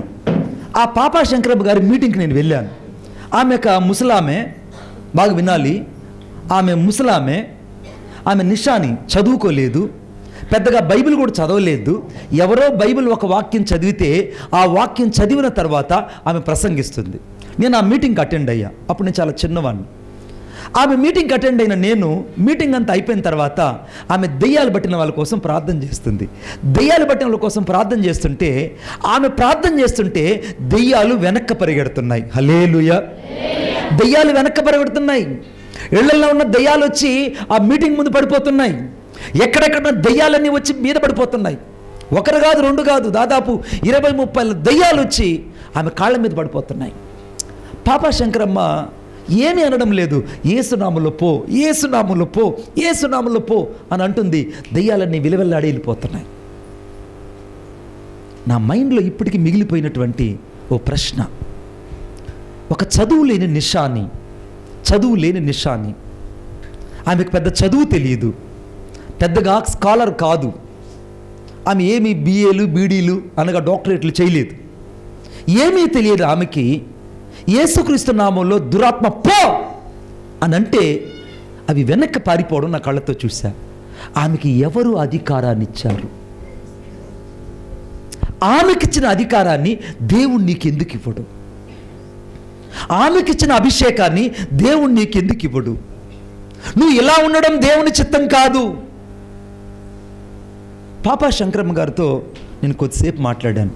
అమ్మా, మీరు ఇంత పరిచర్య చేయడానికి ఏంటమ్మా దీని కారణం అంటే, నా భర్త బాగా తాగుబోతాడు, రోజు నన్ను కొట్టేవాడు. అంటే కొట్టేవాళ్ళు పరిచర్య చేస్తారని నా ఉద్దేశం కాదు, ఆమె నాతో చెప్పిన సాక్ష్యం. నా భర్త బాగా తాగుబోతాడు అన్న, నా door Uday open the door, air will come. ఇక వెంటనే నా భర్త బాగా తాగుబోతాడు, నన్ను బాగా కొట్టేవాడు. అతను కొట్టినప్పుడల్లా నేను దేవుణ్ణి బ్రతిమలాడేవాడిని. ఏమనంటే, ప్రభువా నా భర్తకు రక్షణ దయచేయి, నా భర్త మారు మనసు పొందాలి, నాకు నీ అధికారం నీ ప్రభు అని అడిగేదట. వెంటనే కొన్ని సంవత్సరాల తర్వాత భర్త అనారోగ్యంతో చనిపోయాడు. చనిపోయిన తర్వాత ఈమె వైధవ్యపు నిందను అనుభవిస్తూ ఈమె కృంగిపోలేదండి. ఆ రోజుల్లో వైధవ్యపు నింద చాలా ప్రమాదకరమైంది. విధవరాలు జీవించడం అంటే చాలా ప్రమాదకరమైంది. సమాజంలో ఎదురొచ్చినా ఎవరు ఎదురు రారు, ఎదురొస్తే శుభకరాలకి వెళ్ళకూడదు, ఎదురొస్తే ఎవరు కూడా ఆ ముఖం చేసి చీకొట్టి వెళ్ళిపోతుంటారు. ఇప్పుడు కూడా ఒకవేళ మన ప్రాంతాల్లో ఉండొచ్చేమో. కానీ ఆమె ఆ పరిస్థితుల్లో యేసుక్రీస్తు ప్రభువు దగ్గరికి వెళ్ళి తమ జీవితాన్ని, అనగా విలాప వాక్యములు 2వ అధ్యాయం 19వ వచనం ప్రకారంగా నీళ్లు కుమ్మరించినట్లు. చదవండి ఒకసారి విలాప వాక్యములు 2వ అధ్యాయం 19వ వచనం. విలాప వాక్యం 2వ అధ్యాయం 19వ వచనం. విలాప వాక్యం 2వ అధ్యాయం. నీవు రేయి మొదటి జామున మొర్రపెట్టుము, నీళ్లు కుమ్మరించినట్లు ప్రభువు సన్నిధిని నీ హృదయాన్ని కుమ్మరించము. స్తోత్రం చెప్పండి గట్టిగా. ప్రభువు సన్నిధిలో మీ హృదయాన్ని కుమ్మరించాలి. నువ్వు సంఘము కొరకు, సంఘ క్షేమము కొరకు నీ హృదయాన్ని కుమ్మరించాలి. ఆమేన్ చెప్పండి గట్టిగా. ఎంతమంది ఏడ్చి ప్రార్థన చేస్తున్నారు? నా భర్తను మార్చయ్యా, నా భర్త మంచోడు కాదయ్యా, నా అల్లుడు మంచోడు కాదయ్యా, నా కూతురయ్యా. వీళ్ళ కోసం వాళ్ళ కోసం ప్రార్థన చేస్తున్నావు. ఎప్పుడైనా కానీ నువ్వు దేవుని కోసం, దేవుని రాజ్యం కోసం అడిగావా? ఎప్పుడైనా నువ్వు దేవుని రాజ్యం కోసం అడిగావా? ఎప్పుడైనా నువ్వు నీ పాస్టర్ గారి దగ్గరికి వచ్చి, పాస్టర్ గారు నా ద్వారా ఈ నలుగురు నేను దేవుని కొరకు సంపాదించాను, వీళ్ళకి బాప్తిసాలి అని ఎప్పుడైనా నువ్వు చెప్పావా? నువ్వు సిగ్గుపడాలి. పాపా శంకరమ్మ చదువురాని ఒక నిషాని, ఒక విధవరాలు, ఆ మహాతల్లి దేవుని కోసం అద్భుతమైన సేవ చేసింది. నీ జీవితంలో నువ్వు కృంగిపోవడానికి, లేదా నీ జీవితంలో డసలిపోవడానికి కాదు ప్రభు ఈరోజు నిన్ను పిలుచుకునింది. అందరు నిన్ను విడిచిపెట్టిన నా దేవుడు నిన్ను విడువడు. హల్లెలూయా. అందుకే వారైనా నిన్ను మరచుదరే కానీ నేను నిన్ను మరువను. చూడుమో నా అరచేతుల మీదనే నిన్ను చెక్కుకొని ఉన్నాను. దేవుడు నిన్ను తన చేతుల్లో చెక్కుకొని ఉన్నాడు. నువ్వు దేవునికి చాలా అవసరం. ఈరోజు నువ్వు దేవుని ప్రణాళికలో ఉన్న వ్యక్తివి, దేవుని చిత్తంలో ఉన్న వ్యక్తివి. ఆయన అధికారాన్ని నీకు ఇవ్వాలనుకుంటున్నాడు. స్తోత్రం చెప్పండి గట్టిగా. అందుకే లూకా సువార్త 9వ అధ్యాయం 1వ వచనం చదువుదాం. లూకా సువార్త 9వ అధ్యాయం 1వ వచనం. చదువు బిడ్డ. ఆయన తన 12 మంది శిష్యుల్ని పిలిచి సమస్తమైన దయ్యాల మీద శక్తిని, అధికారాన్ని, రోగములు స్వస్థపరచు వరమును వారికి అనుగ్రహించి దేవుని రాజ్యమును ప్రకటించుటకును రోగులను స్వస్థపరచుటకును వారిని పంపాడు. ఆమేన్ చెప్పండి గట్టిగా. యేసు ప్రభు వారికి ఒక 10,000 ఇచ్చి పంపించాడా? చెప్పండి గట్టిగా. ఆ తాతకి ఎక్కువ యాంగ్జైటీ అయిపోయింది ఈరోజు. Hallelujah. So he become a youth అయిపోయాడు. నాని 20 ఏళ్ళు కుర్రోడు అయిపోయాడు ఆయన ఈ వాక్యం విని. ఆయన 20 ఏళ్ళు ఇప్పుడు. తాతగారు your so anxiety with us. I so happy. చూడు ఉదయ్ ఒకసారి అంటున్నాడు యవనస్తుడు, చాలా హ్యాపీగా ఉన్నావు ఈరోజు నువ్వు. హల్లెలూయా. గుడ్. ఇప్పుడు ఏమని రాయబడిందంటే అక్కడ యేసుక్రీస్తు ప్రభు వారికి 10,000 ఇచ్చి పంపించలేదు, లేదా వారికి కొత్త చీరలు, మన పండగ మన బట్టలు ఇస్తాంగా, మన చర్చలు ఇచ్చాంగా, దొంగలు తీసుకున్నారు అందరూ మీరు. గుడ్. సో అందరికి కొత్త బట్టలు వాళ్ళు తీసుకోలేదు. ఆ తర్వాత వచ్చేసి వాళ్ళకి కానుకలు ఇవ్వలేదా? వాళ్ళకి ఏమి ఇచ్చాడు? వాళ్ళకి శక్తిని, అధికారాన్ని యేసుక్రీస్తు ప్రభు వారికి ఇచ్చాడు. ఆమేన్ చెప్పండి గట్టిగా. ఇప్పుడు ఈ కొత్త సంవత్సరం మీకు ఏం కావాలంటే దేవుని శక్తి కావాలి, దేవుని అధికారం కావాలని దేవుణ్ణి అడగండి. సంఘమా నువ్వు నేర్చుకోవాల్సింది ఏంటంటే, ఇప్పుడు నాకు దేవుని శక్తి కావాలి. I want the power of God. నాకు దేవుని శక్తి కావాలి, నాకు దేవుని అధికారం కావాలి. నాకు దేవుని అధికారం ఉంటే నేను దేవుని కొరకే ప్రజలను సంపాదిస్తాను. నాకు దేవుని శక్తి ఉంటే నేను దెయ్యాలు పట్టిన వాళ్ళ కోసం ప్రార్థిస్తాను. నాకు దేవుని శక్తి ఉంటే నేను దేవుని రాజ్యాన్ని విస్తరింపచేస్తాను. నాకు దేవుని శక్తి ఉంటే నేను ప్రజలను క్రీస్తు కొరకు సంపాదిస్తాను. నాకు దేవుని శక్తి ఉంటే నా సంఘాన్ని నూతన ఆత్మలతో నింపేస్తాను. కొట్టు చప్పట్లు గట్టిగా. నా సంఘాన్ని నూతన ఆత్మలతో నింపేస్తాను. నా సంఘాన్ని నూతన ఆత్మలతో నింపుతాను. నా సేవకుడికి నేను సహకారంగా ఉంటాను. నా సేవకుడికి నేను సంఘంలో నేను ఒక పరిచర్య చేస్తూ పరిచారకుడుగా ఉంటాను. ఆమేన్. ఆమేన్ చెప్పండి గట్టిగా. ఒక ఆమె మా చర్చిలో మినిస్ట్రీలో ఒక ఆమె, ఆమె పేరు రూతు షా ముస్లిం. ఆమె ఏం చేసిందంటే, ఒక భయంకరమైనటువంటి ముస్లిము, ఆమెకు సువార్త చెప్పాను. ఆమె యేసు ప్రభువుని నమ్ముకునింది. ఆమెకి బాప్తిస్మ ఇచ్చాను, రక్షించబడింది, మారు మనసు పొందింది. పొందిన తర్వాత ఆమెకు కుమారుడు, ఒక కుమార్తె కలిగారు. కొద్ది రోజులకు ఆమె లోకం మీద ఆశ కలిగి బాగా డబ్బు సంపాదించాలి, మంచి ఇల్లు కట్టాలి అనని సౌదీ వెళ్ళింది. యథార్థంగా జరిగిన సంఘటన ఇది, ఎక్కడో కాదు, మా పరిచర్యలో జరిగిన సంఘటన. సౌదీ వెళ్ళింది. సౌదీ వెళ్ళిన తర్వాత దాదాపు 5 ఏళ్ళు ఆమె సౌదీలో ఉన్నది. 5 ఏళ్ళు సౌదీలో. ఆమె సౌదీ వెళ్ళక మునుపు చర్చిలో ఆమె ప్రార్థన చేస్తే రోగాలు వెళ్ళిపోయేవి. హల్లెలూయా. మణిబాబు గారు ప్రార్థన చేస్తే కాదు, ఒక విశ్వాసి ప్రార్థన చేస్తే రోగాలు వెళ్ళిపోయేటివి. నాకు సాక్ష్యాలు చెప్పేవాళ్ళు వచ్చి, మణిబాబు గారు మీ ఆత్మీయ కుమార్తె ప్రార్థన చేస్తే దెయ్యాలు పోయాయండి, మీ ఆత్మీయ కుమార్తె ప్రార్థన చేస్తే రోగాలు బాగా అయిపోయారంటే అంతకంటే ఆనందమే ఉంది. మనం చేసే పరిచర్య మన బిడ్డలు చేస్తున్నాడు, సంతోషిస్తున్నాం. నేను పరిచర్య చేస్తున్నా ఊడిజర్లో దాదాపు ఒక 10 సంవత్సరాలుగా పరిచర్య చేస్తున్నాను. నేను మా అన్న కలిసి. అన్నకు కుమారుడు ఉన్నాడు, అన్న పేరు నాని. ఇప్పుడు మా మధ్యలో గొప్ప సేవకుడు అయ్యాడు. త్రిపురాంతపురంలో మంచి సేవకుడు అయ్యాడు, మంచి పరిచర్య చేస్తున్నాడు. మొన్నటి రోజు నా పరిచర్య గురించిన ఫోటోలు నాకు పెట్టినప్పుడు నేను సంతోషించాను. ఓ, మనం చేస్తున్న పరిచర్య మన బిడ్డలు చేస్తున్నారు, ఇంతకంటే ఆనందం ఏం కావాలి యేసయ్య. మేము చేస్తున్న పరిచర్య మా పిల్లలు చేస్తున్నారు. ఇప్పుడు మీరు మరి పాస్టర్ గారు చేస్తున్న, అన్న చేస్తున్న, ఒరిసేనమని చేస్తున్న పరిచర్య మీరు చేస్తే అన్నకు సంతోషము. హల్లెలూయా చెప్పండి గట్టిగా. అన్నకు సంతోషం కలుగుతుందా లేదా? కలుగుతుంది. ఇప్పుడు ఏం జరిగిందనంటే, ఆమె అందరికి ప్రార్థన చేస్తే రోగాలు పోయేటు, దెయ్యాలు పోయేటు నాని. కొద్ది రోజులైన తర్వాత ఈమెకి దేవుని మీద ఉన్న ధ్యాస, దేవుని మీద ఉన్న గురి తప్పింది. దేవుని మీద ఉన్న గురి తప్పి ఇల్లు కట్టుకోవాలి, ఆస్తి సంపాదించాలి, బంగారు సంపాదించాలి అని దురాశ కలిగి సౌదీకి వెళ్ళిపోయింది. 5 ఏళ్ళు సౌదీలో ఉన్నది. బాగా వినండి, 5 ఏళ్ళు సౌదీలో ఉన్నది. 5 ఏళ్ళ తర్వాత ఆమె ఇండియా వస్తారని ఆమె ఫోన్ చేసి చెప్పింది. వెంటనే వాళ్ళ భర్త పేరు సుకుమార్, క్షమించండి, వాళ్ళ భర్త పేరు ఆనంద్, వాళ్ళ కుమారుడు పేరు సుకుమార్. వాళ్ళిద్దరు నా దగ్గరకు వచ్చి, అన్నయ్య ఈరోజు మా అమ్మ చెన్నై ఎయిర్పోర్ట్కి వస్తుంది, కాబట్టి మీరు ఏమైనా కారులో రాగలరా, మా అమ్మని తీసుకొని వద్దాం అన్నారు. నేను అన్నాను, వీలు పడుతున్నానా, నేను పరిచర్యకి వెళ్ళాలి, కాబట్టి మీరు వెళ్ళిరండి అన్నా. సరే, వాళ్ళిద్దరూ వెళ్ళిపోయారు, కారులో వెళ్ళిపోయారు. వెళ్ళిపోయిన తర్వాత ఇక 2:30కి, మార్నింగ్ 2:30కి ఫ్లైట్ అరైవల్ అవుతుంది. వాళ్ళు ఆ స్క్రీన్ మీద చూస్తూ ఉన్నారు. 2:30 అవుతుంది, ట్రైన్ నెంబర్ డిస్ప్లే అవటం లేదు. 2:40 అవుతుంది, ట్రైన్ నెంబర్ డిస్ప్లే అవటం లేదు. వాళ్ళు కంగారు పడిపోతున్నారు. ఏం జరిగిందో అర్థం కావట్లేదు. కొద్దిసేపటికి కిందకు స్క్రోలింగ్ వస్తుంది. ఏందనంటే సౌదీ నుంచి వస్తున్నటువంటి ఫ్లైటు పసిఫిక్ మహాసముద్రంలో కూలిపోయింది. అరేబియా మహాసముద్రంలో కూలిపోయింది. కాబట్టి అవశేషాలు కూడా కనబడడం లేదు. ఫ్లైటు సముద్రం నట్టడుగున మునిగిపోయింది. చలి ఎక్కువ ఉండడం వల్ల ఎవ్వరు దొరకలేదు, ఎవ్వరు ప్రాణాలతో బయటకు రాలేదు. దయచేసి మేము చింతిస్తున్నాము అని కింద స్క్రోలింగ్ వస్తూ ఉంది. ఇంకా అక్కడికక్కడికే ఈ తండ్రి కొడుకు కుప్పగూలిపోయారు.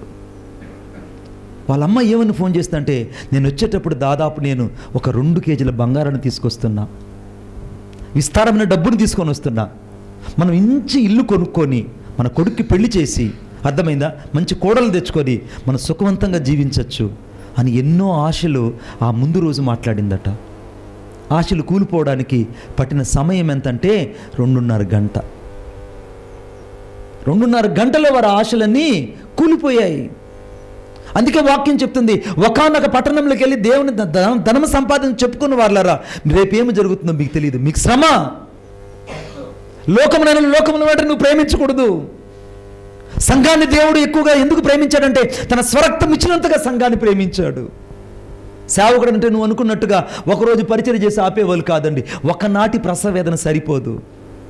ఒక తల్లి 9 నెలలు ప్రసవేదన కానీ బిడ్డలు కంటుంది 9 నెలలు లేదా 10 నెలలు. 10 నెలల తర్వాత ఆ తల్లికి విడుదల కలుగుతుంది డెలివరీ అయిన తర్వాత. కానీ సేవకుడికి అలా కాదండి. ఆ జన్మాంతము దేవుని యొక్క సన్నిధిలో బలిపీఠం ఎదుట సజీవంగా కాలిపోవడానికే సేవకు సమర్పించుకొని వచ్చాడు. కొట్టు చప్పట్లు గట్టిగా. సేవకు సమర్పించుకొని వచ్చాడు. సేవకుడు అంత విలువైన వాడు. నువ్వు అనుకున్నట్టు సేవకుడు నువ్వు ఇచ్చే 10 రూపాయలు, 100 రూపాయలు, 100 రూపాయల కోసం బతికేవాడు కాదండి. నీ కుటుంబం కోసం కాదన్నా అవునన్నా, నువ్వు ప్రేమించకపోయినా, నువ్వు చేరదీసకపోయినా, నువ్వు కానుకిచ్చినా ఇవ్వకపోయినా, ప్రభువా వీరిని దీవించని ప్రార్థించేవాడు సేవకుడు. ప్రభువా వీరిని ఆశీర్వదించని ప్రార్థించేవాడు సేవకుడు. ప్రభువా వీరిని అత్యధికంగా అభివృద్ధి పొందించనేవాడు సేవకుడు. ఈ సేవకుడు నేను ఏం కోరుకుంటాడంటే నువ్వు అధికారముతో నింపబడాలని కోరుకుంటున్నాడు. ఆమేన్ చెప్పండి గట్టిగా. అధికారంతో ఇప్పుడు యేసుక్రీస్తు ప్రభు తన శిష్యులందరినీ అధికారం కలిగిన వాడిగా చేశాడు. తన శిష్యులందరికీ శక్తి కలిగిన వాడిగా చేశాడు. తన శిష్యులందరినీ సమస్త రోగాల మీద అనగా వారిని స్వస్థపరిచే వరాన్ని ఇచ్చాడు. సమస్త దయ్యములను వెళ్ళగొట్టే వారిగా వారికి అధికారం ఇచ్చాడు. సమస్తమైన కార్యాల మీద వారికి విజయం పొందినట్లుగా యేసుక్రీస్తు ప్రభు వారికి అధికారాన్ని ఇచ్చి పంపించాడు. ఆమేన్ చెప్పండి గట్టిగా. ఇప్పుడు ఈ యొక్క ఉదయకాల సమయంలో ఇక్కడ వచ్చిన వారందరికీ దేవుడు అధికారాన్ని ఇవ్వబోతున్నాడు. ఆమేన్ చెప్పండి. దేవుడు వారికి కృపను ఇవ్వబోతున్నాడు. ఈ సంఘానికి ప్రయోజన వ్యక్తిగా దేవుడిని మార్చబోతున్నాడు. నువ్వు దేవుడిని ఏమడగాలంటే ఈ సంవత్సరం, ప్రభువా నాకు నీ శక్తిని దయచే ప్రభువా, నేను నా సంఘాన్ని నూతన ఆత్మలతో నింపాలనుకుంటున్నాను. అమ్మ నువ్వు 3 బిడ్డల తల్లి లేదా 4 బిడ్డల తండ్రివి, ఒకవేళ 2 బిడ్డల తండ్రివి నువ్వు అయి ఉండొచ్చు. కానీ నువ్వు ఆత్మను సంపాదించకపోతే నీకు పెట్టే పేరు ఏంటంటే గొడ్డుబోతురాలని అర్థం. నువ్వు ఒక గొడ్డుబోతు తండ్రిగా ఉన్నావు. నీ ద్వారా ఒక వ్యక్తి కూడా సంఘంలో చేర్చబడకపోతే, నీలాగా ఒక వ్యక్తి కూడా యేసుక్రీస్తు ప్రభువుని నమ్ముకొని నీ ద్వారా బాప్తిసం తీసుకోకపోతే, నీ ద్వారా ఒక వ్యక్తి కూడా సంఘంలో క్షేమాధారం కలిగినటువంటి యేసుక్రీస్తు ప్రభుని ఆధారం చేసుకోకుండా ఉంటే నీకు పెట్టే పేరు ఏంటంటే గొడ్డుబోతువాడని అర్థం. ఇప్పుడు మన సంఘంలో ఎంతమంది గొడ్డుబోతులు ఉన్నారు? మన సంఘంలో ఎంతమంది గొడ్డుబోతులు అని ఉంటున్నారు? అంటే నువ్వు ఆత్మను సంపాదించకపోతే నీకు పెట్టి పేరేంటి?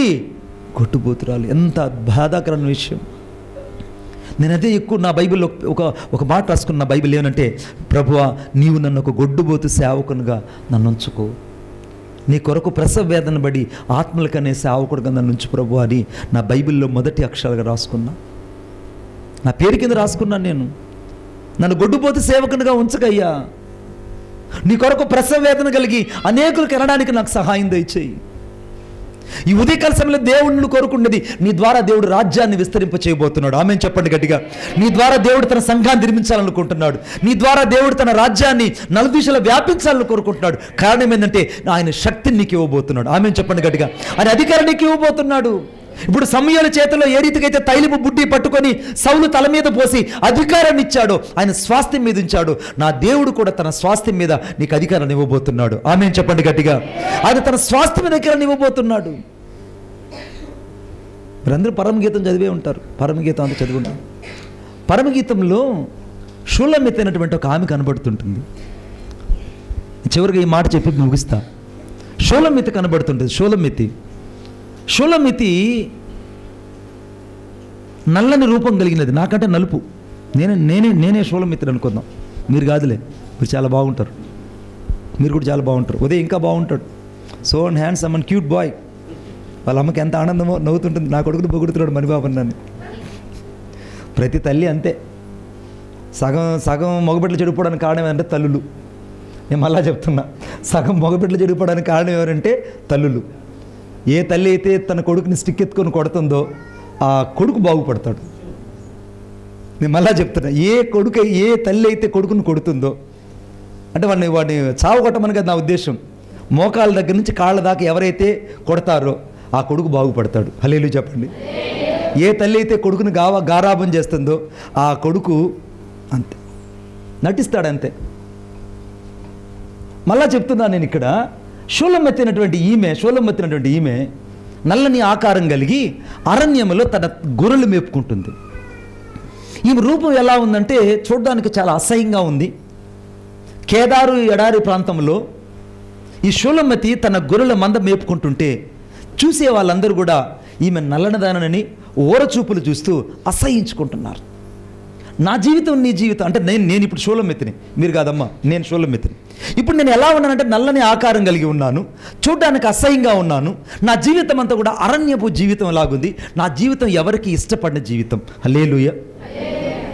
ఇంకో విషయం ఏంటంటే, ఈ షూలమ్మితి వేరొకరికి ప్రదానం చేయబడినటువంటి వ్యక్తి. అంటే వేరొకరి చేత నిశ్చితార్థం చేయబడి, అతని చేత మోసగించబడి, ఈమె దూరముగా అతని చేత విసర్జించబడి వెలివేయబడిన వ్యక్తి.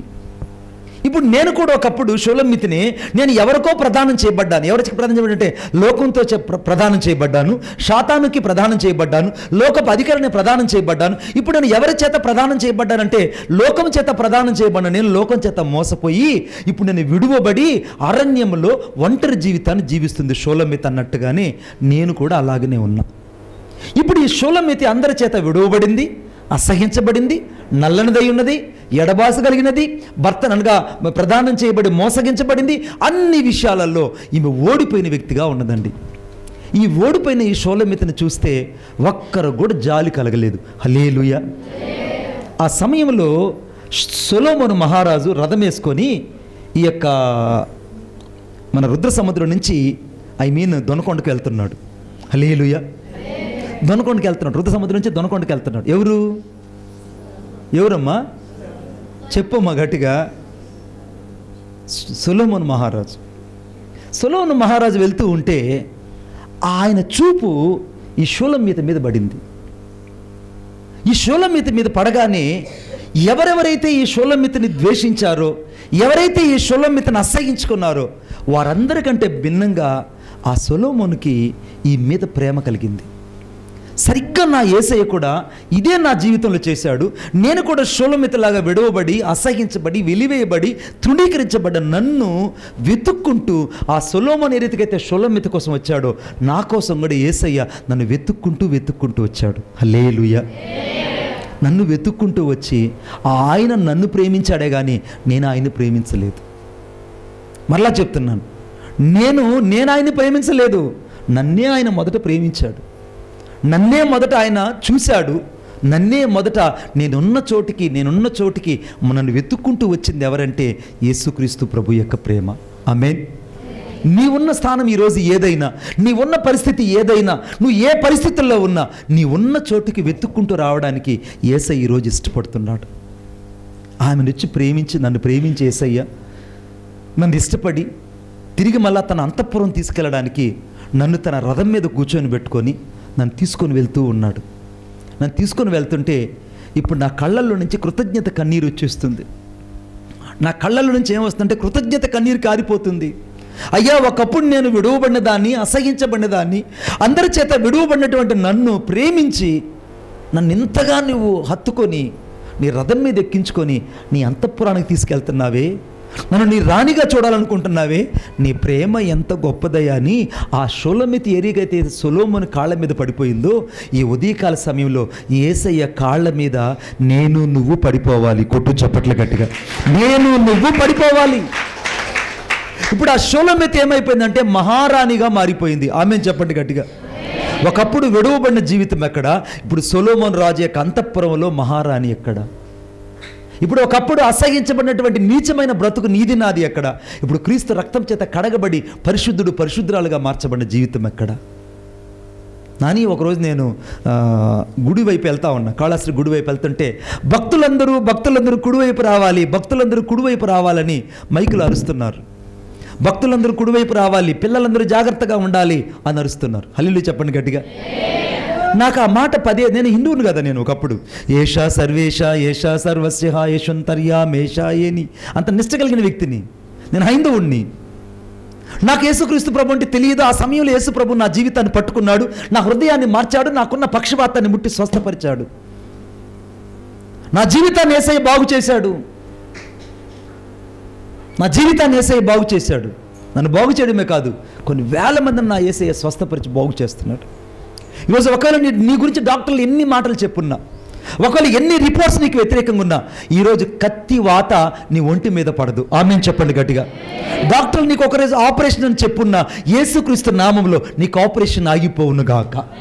ఎందుకంటే సమస్త రోగముల మీద అధికారం ఇచ్చిన దేవుడు, సమస్త రోగములను స్వస్థపరుస్తానని చెప్పిన దేవుడు, ఈరోజు అదే అధికారం చేత నేను నీతో చెప్తున్నాను, నీకు ఆపరేషన్ జరగకుండాను గాక, నీ వ్యాధి నిన్ను విడిచిపెట్టి వెళ్ళిపోవును గాక, నీకు స్వస్థత కలుగును గాక, నీకు అధికారపు తైలము నీ మీదకు వచ్చును గాక. ఏది నీ జీవితం లేదనుకుంటున్నావో అది దేవుడు తిరిగి మళ్ళా పునరుద్ధరించును గాక. ఆశ్చర్యమైన మాట ఏంటనంటే, నా జీవితంలో దేవుడు చేసిన అద్భుతం ఏంటంటే, భక్తులను అరుస్తున్నారు. కానీ అదే చర్చికి వస్తే పరిశుద్ధులందరూ కూడా లైన్లో రావాలని చెప్తుంటారు. హల్లెలూయా. అక్కడేమో భక్తులు, ఇక్కడేమో చెప్పాలి గట్టిగా, అక్కడేమో భక్తులు, ఇక్కడేమో. ఇప్పుడు పరిశుద్ధులనే పదం బాగుందా, భక్తులనే పదం బాగుందా? నువ్వు ఎక్కడికో భక్తుల పదవుల నుంచి ఎక్కడికి వచ్చావు నువ్వు? ఇప్పుడు నీ స్థాయి మారిందా లేదా? షోలెమెతే అరణ్యంలో ఉన్న స్థాయి ఏంటి, ఇప్పుడు అంతఃపురంలో ఉన్న స్థాయి ఏంటి? ఇది యేసయ్య నీకు ఇచ్చిన అధికారం, ఇది యేసయ్య నీకు ఇచ్చిన భాగ్యం.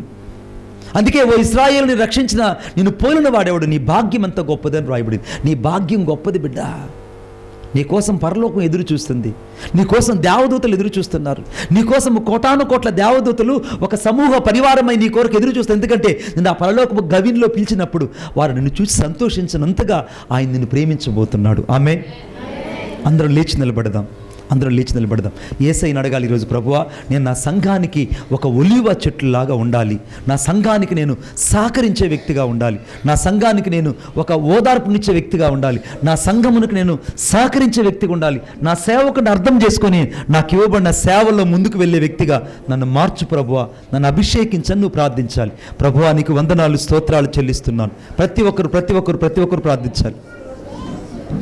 ప్రతి ఒక్కరు ప్రార్థించాలి. ప్రభువా నీకు వందనాలు. ప్రతి ఒక్కరు ప్రభువా నీకు వందనాలు చెల్లిస్తున్నాము. ఇంకా ఇంకా ఇంకా గట్టిగా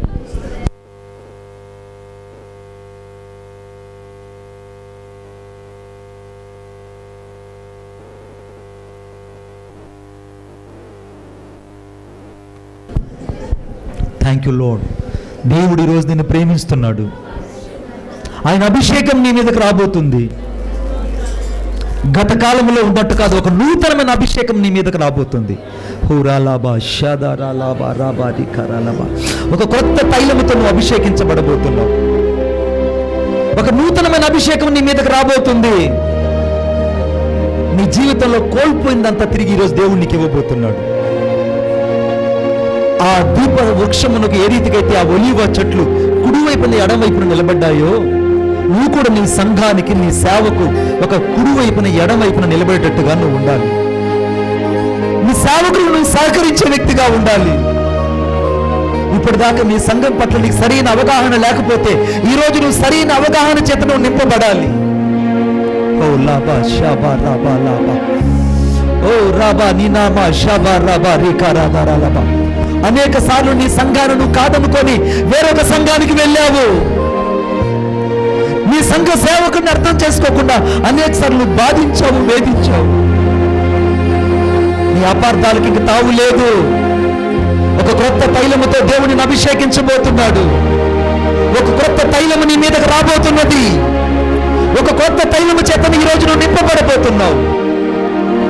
నా యేసయ్య తిరిగి మరలా నిన్ను నూతనమైన తైలముతో అభిషేకించబోతున్నాడు. హూరాలాబా షాదారాలాబా రీకారాలాబా దో రీనానామా షాబాబాబా లాబా రీబా రాకారాలాబా నూతనమైన తైలముతో అభిషేకించబడబోతున్నావు. ఒక నూతనమైన తైలము నీ మీదకి రాబోతుంది. ఓ పో పో పో, ప్రతి వ్యాధి బలహీనత వెళ్ళిపోతుంది. ప్రతి విధమైన చీకటి శక్తుల యొక్క క్రియలు యేసు నామములో నీ నుండి వెళ్ళిపోతున్నాయి. దేవుడు నిన్ను వాడుకునే సమయం ఆసన్నమైంది.